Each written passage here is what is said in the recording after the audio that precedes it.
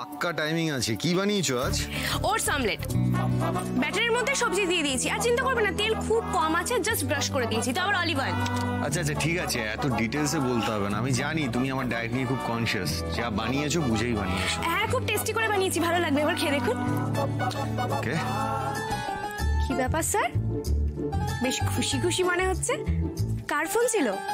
আসলে একজন producer phone করেছিলেন, মানে একজন নতুন প্রডিউসার, দেবেশ রায় ওনার নাম।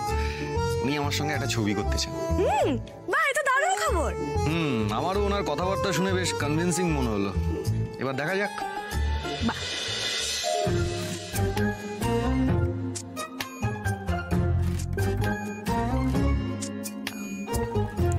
কেমন হয়েছে sir?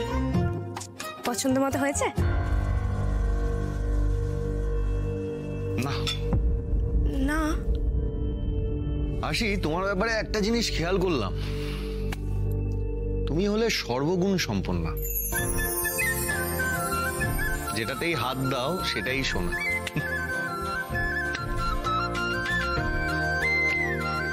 You are very lucky, you know. দেখছিস মেজো, দেখছিস? দেখ আমার ছেলেটাকে সরল পেয়ে কিভাবে কিভাবে হাত করছে, দেখ।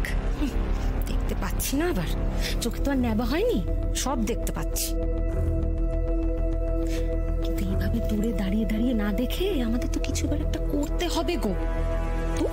তুই তো বলেই খালাস যে আমি কিছুতেই আশিকে বাবলুর বউ হিসেবে মেনে নেব না। আরে তার জন্য তো কাজে কর্মে কিছু করতে হবে আমাদের, বলে আর কি। আমি কিন্তু বলে দিলাম তোমাকে, হাতের বাইরে সব বেরিয়ে যাবে তখন, দেখো তুমি। আরশি, কি হলো? মধুবনীদের গলা মনে হলো না স্যার? কিছু হলো নাকি? চলুন তো দেখি। হ্যাঁ চলো চলো দেখি।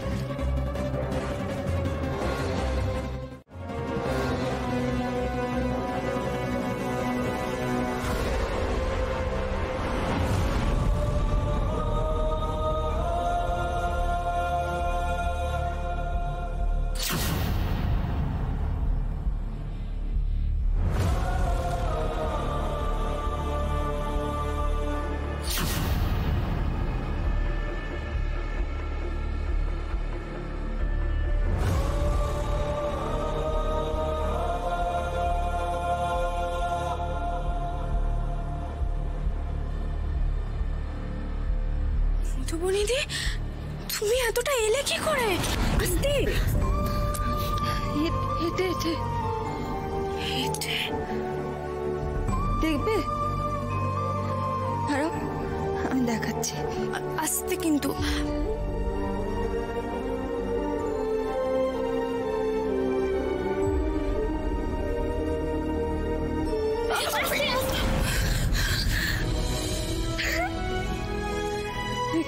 পেরেছি আমি। সিরিয়াসলি তুমি এত তাড়াতাড়ি এতটা সুস্থ হয়ে গেছো দেখে না আমার খুব ভালো লাগছে। I am very happy.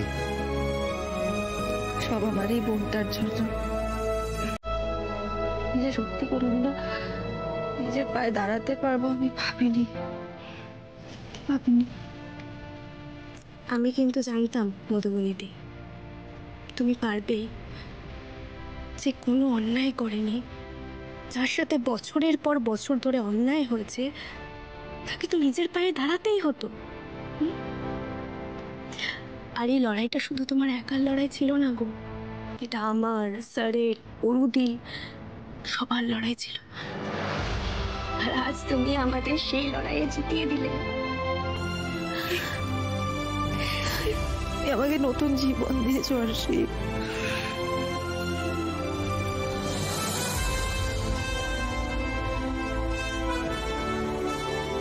সত্যি আমাকে নতুন জীবন দিয়েছো।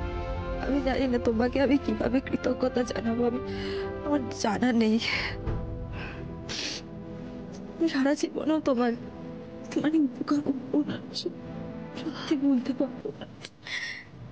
নিজের বোনকে কখন এসব বলে?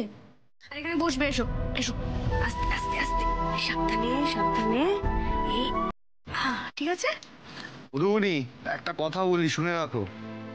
দেখো তুমি হাঁটাচলা করতে পারছো, এ তো খুব আনন্দেরই কথা, কিন্তু নিজেকে বেশি স্ট্রেস দিও না, যেহেতু প্রথম দিন তোমায় কিন্তু খুব কেয়ারফুলি থাকতে হবে। আর আমার মনে হয় এভাবে একটু একটু করে হাঁটাচলা করতে করতে তুমি খুব শিগগিরই আগের মতো চলাফেরা করতে পারবে।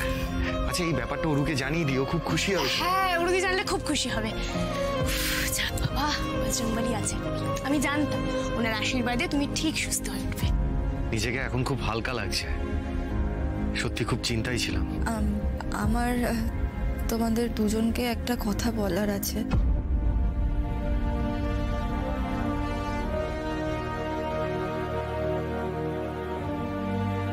আমি ঠিক করেছি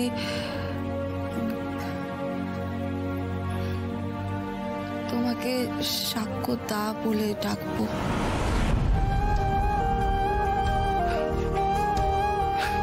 বেশ বেশ, তাই হবে।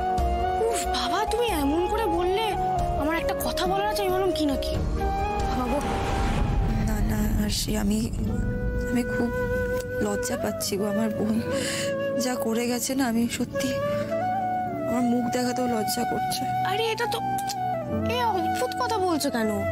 যা করার সে করেছে, তার জন্য তো তুমিও ভুগছো। নিজেকে কেন বেকার বেকার দোষ দিচ্ছ বলো তো? কারণ আমার অস্বস্তি হচ্ছে, তাই। নিজের মায়ের পেটের বোন তো, সেটা তো আমি অস্বীকার করতে পারছি না বলো। তাই ওর অপরাধের দায় না চাইতেও আমার ওপর এসে যায়। না না, আসে না, ট্রাস্ট মি, কোনোভাবেই আসে না। দেখো, আমি বলে রাখছি, নিজেদের মধ্যে আমরা ওকে নিয়ে আর কোনো কথা বলবো না, এন্ড এটাই ফাইনাল। ঠিক আছে, তবে আমি তোমাদের খুব জ্বালালাম না গো। না, সাক্ষ্যদা, তোমার মানে বাড়ির লোক মনে হয় পছন্দ করছে না আমি এখানে আছি। শোনো শোনো শোনো, এসব কথা বাদ দিয়ে এখন আসল কথাটা ভাবো। এরপরে কি করবে কিছু ভেবেছো? তোমার বোন তো তোমার জীবন থেকে প্রায় 6-6টা বছর কেড়েই নিয়েছে বলতে গেলে।